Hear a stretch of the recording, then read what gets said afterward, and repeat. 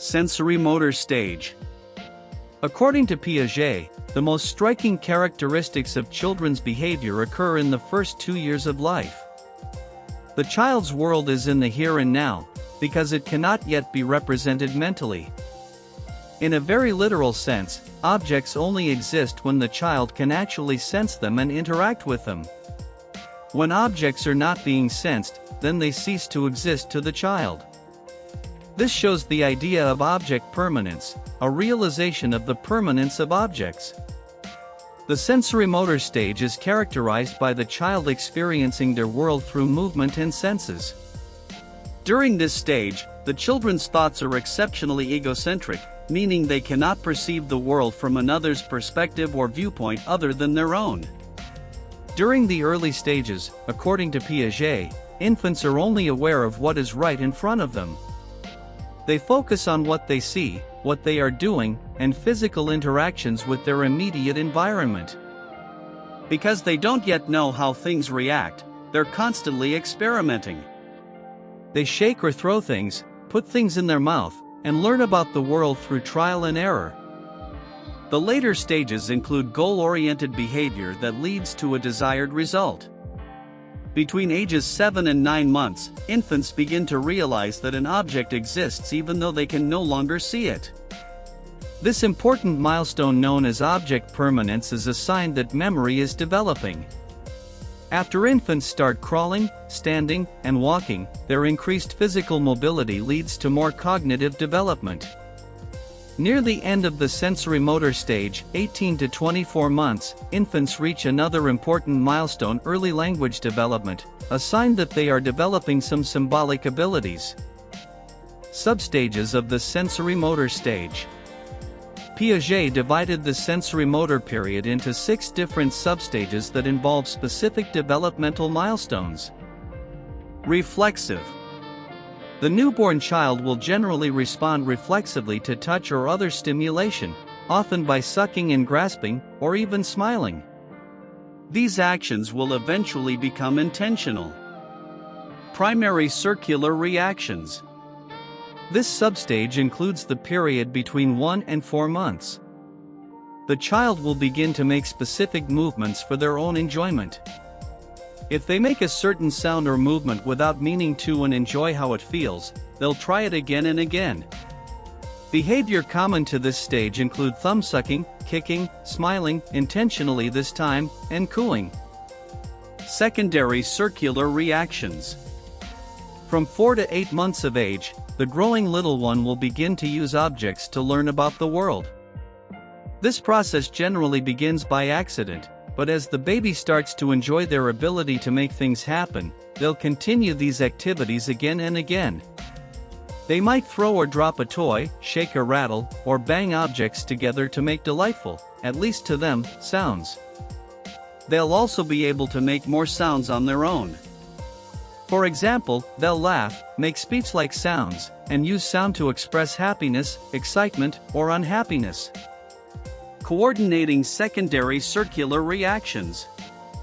When the child is between 8 months and a year old, they'll begin to combine their learned abilities and reflexes to achieve goals. For example, they might crawl to pick up a toy across the room or push aside toys blocking the specific one they want. At this point, the baby is able to plan and coordinate actions in response to thoughts. So smart. They may also enjoy simple games. Turn and look when they hear something. Recognize certain words and respond to them. Say a few words or imitate your speech, though they'll still mostly communicate with gestures such as waving or reaching. Tertiary circular reactions. This substage occurs between 12 and 18 months, the beginning of toddlerhood. At this point, the child can explore their world and learn even more about it through motor coordination, planning, and experimentation. They might take things apart in order to put them back together and perform certain activities again and again to see what happens each time. It's now possible for the child to carry out a series of planned actions to complete a task. They'll also begin to understand and respond to simple directions or questions and may begin using phrases. They may listen to or show a preference for certain short stories and songs. Symbolic or representational thought. This final substage involves the development of symbolic thought, and it's a big leap. According to Piaget's theory, at 18 months children begin to understand that symbols can represent objects. This expands on the concept of object permanence, the knowledge that objects continue to exist even when they can't be seen. At this stage, the child can remember and repeat words or actions from previous days. Imaginative play typically begins during this period, and the child's vocabulary will develop significantly. They might ask short questions and make requests with 1 or 2 words. The star of the stage, object permanence. This developmental milestone is a primary goal of the sensorimotor stage. It's the child's ability to understand that objects and people continue to exist even when they can't see them. It's when the child starts to realize the things and people making up their world exist even when they aren't interacting with them. Children usually begin to grasp this concept around the age of 8 months, according to Piaget's theory. However, this may occur as early as 6 months for some babies. If we're playing with the child before they understand object permanence, we might hide a favorite stuffed animal behind back or under a pillow.